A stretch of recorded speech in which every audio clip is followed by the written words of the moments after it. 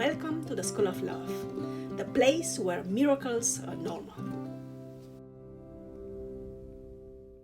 Ladies and gentlemen, hello and welcome to the School of Love, the place where we learn practical tools based on scientific research towards improving ourselves, living life to its fullest, and contributing to the best of our abilities to the world around us. I'm Dr. Maria Grajdian, and I'm a professor of media studies and anthropology at Hiroshima University. In my free time, I'm doing my best to help you navigate life and building up a life of your own, full of contentment, joy, and fulfillment, while applying lessons learned in school to overcome the difficulties, challenges, and insecurities of the real world. In today's video, I explain the process of learning to practice self-love at a deep level and beyond the classical statements which focus on immediate and superficial results. In this video, I start with a definition of self-love and with some signs to identify whether you practice self-love or not, and then I'll describe 10 guidelines on starting to practice self-love with kindness and compassion. But now, first things first, that is 2 important disclaimers. The first disclaimer serves to strongly emphasize the fact that this YouTube channel, The School of Love, is not part of my educational and research activities at Hiroshima University. It is nonetheless part of my privilege, joy, and sense of duty to propagate and implement knowledge, information, as well as motivation and inspiration outside the limited framework of academic endeavors. Together, we can build up a better tomorrow for as many of us as possible. The second disclaimer relates to the fact that I am a trained musician and musicologist, not a psychologist, therapist, or counselor. The ideas I am sharing in my videos reflect my deep-going preoccupation with life, my own life and the life of other people, and express the results of my experiences, research, and, for better or for worse, my failures, as well as my recovery from those failures, recovery which is still ongoing.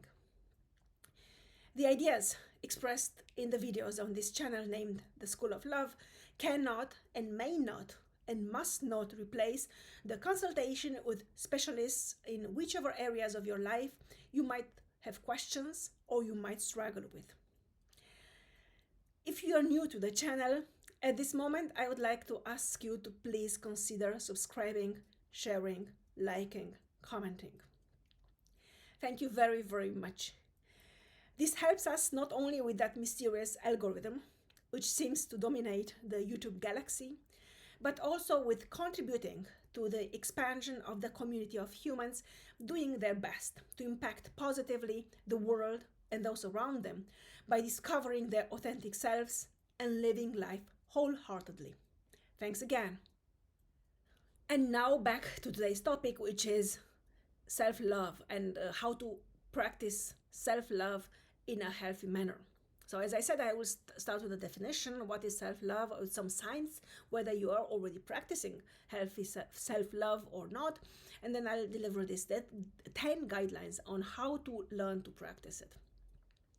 So self-love is this attitude towards oneself in which we understand that we cannot help others. We cannot be there for others unless we are there for ourselves, unless we are actually loving ourselves, unless we take care of ourselves so that we can take care of others. I always connect it to the so-called airplane principle. Remember when every time you get into an airplane, the flight attendant explains this first help procedures in case of emergency, and at some point there is always the statement, in case of depressurization, please put your oxygen mask on your face first and then help those around you, including your own children. And this actually explains very clearly and shows very clearly that we have to take care of ourselves first so that we can take care of others as well. The problem is that most of us do not do this. As Dr. Bruce Lipton says, most of us do not love ourselves. And if you practice this, what they call muscle test, and try and state the fact, I love myself, you'll see that you actually fail the test in many cases. So and many people say, I don't want to be selfish, I don't want to be self-centered, I don't want to be antisocial by highlighting my own needs and my own priorities first. But this is not about being selfish, about being a narcissist, about being self-centered or antisocial or this kind of stuff. This has nothing to do with it. This has something to do with the fact that in order to be there for others, in order to take care of others, in order to be able to support others, you have to be healthy and strong and able to help them. You have, otherwise you become a burden at some point, and earlier than one can imagine. So signs that you love yourself is, do you feel happy, like genuinely happy, or do you have some sort of breeding resentment inside of you toward those whom you apparently help? Are you content, at least to some degree, with your job? Many people do a job they actually don't like, or even more bluntly put, they hate, but still they keep on doing them, so doing those jobs. And why? Because they think, I have to, there's no other way for someone like me. But this type of resignation, in which we just do things because we have to, this is actually the opposite of self-love, unless we do it as a sort of overcome some short time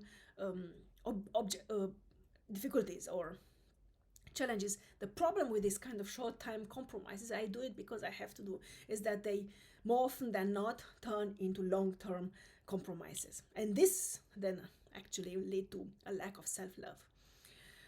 So how to overcome this situation, and how to, in order to develop self-love, like a healthy, sustainable manner of practicing self-love. The first step is what I've been already talking about, is to develop awareness and understanding that the world actually thrives and moves around based on individual self-love, like healthy individual self-love, and not on this fake sense of altruism promoted by media, in which people essentially sacrifice themselves for others. This is not true.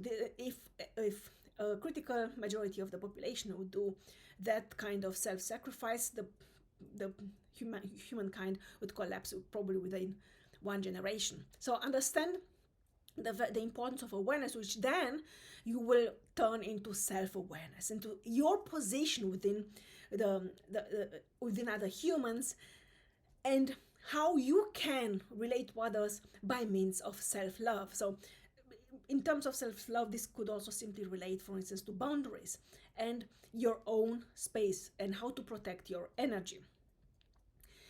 Then again, it is important to observe what are the times you are living in, and learn to sense this spirit of time, or what Germans call Zeitgeist, the spirit of time. So what are the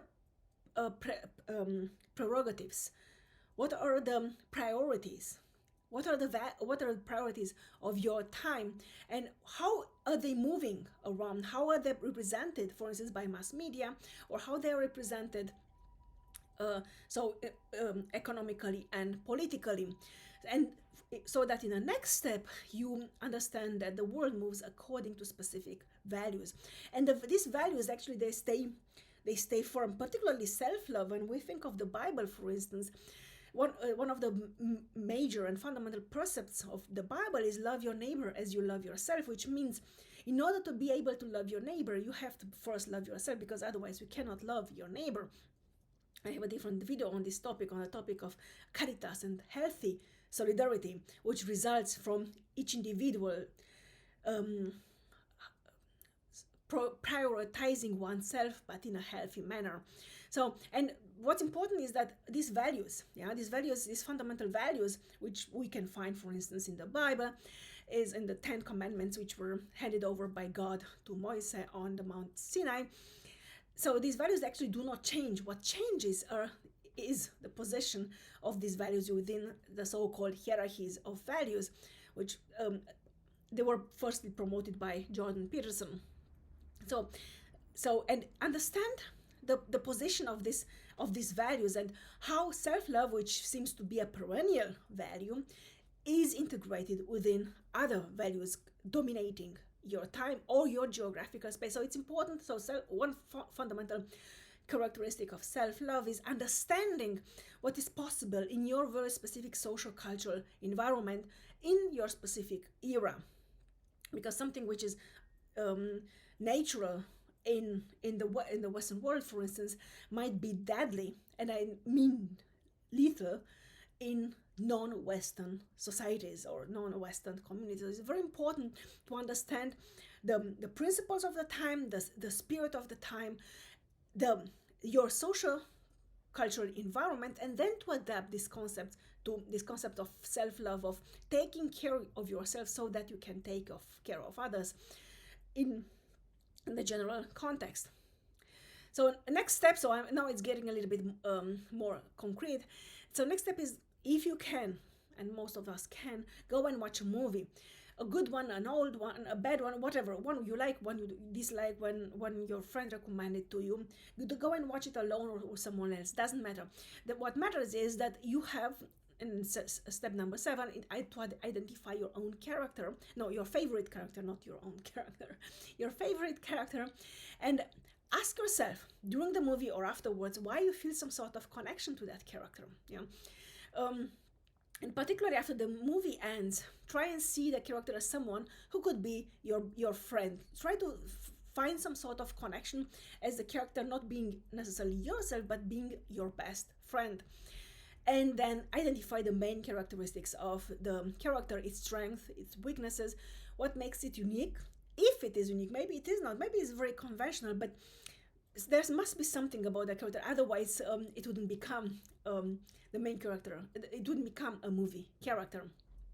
For whatever it takes, what we see in movies usually has some sort of symbolical power, symbolical relevance for its viewers, otherwise it wouldn't land in a movie. And then think about what it makes it memorable, what makes it familiar, what makes it likable or not. So analyze that character and imagine it is your best friend, and imagine you have an interaction with that character. It doesn't have to be a live action movie. It can also be an animation movie. I remember when I was younger, and I have seen for the first time my favorite animation movie, which is Rurouni Kenshin. I imagined the main character would be one of my best friends, and having conversations with it, mental conversations. It was really like pure therapy doing this. This is why I'm recommending this. And in the process of dealing with this character, which might become your best friend, which you imagine will become your best friend, learn to perceive things without judgment. This is how we learn actually to love ourselves. We learn to see others as others, and then we can accept ourselves as being ourselves, and so that we do not have this drive, this urge to fit in all the time. And number 10, what at least I have learned while dealing with Rurouni Kenshin as a character, as someone who I would have liked to be my best friend, was that I learned to listen. I learned to listen more than I talked, because there was these two voices, right? These two roles I had to take over intermittently. And active listening is really a superpower. Is one of the characteristics which, if you can achieve properly, will give you a huge edge over others, a huge competitive advantage over others. So I hope this helps. I hope this gives you some insights into the dynamics of self-love. So not by means of practical tips on how to develop this self-love, but rather how to understand the principles beneath self-love and how it is possible to solve it in a proactive manner, which allows you the freedom to choose the inner dynamics, the inner mechanisms of self-love. So I hope this helps. It has helped me tremendously. So thank you for listening, and as always, I'm looking forward to welcoming you again very soon. Love and peace to you all.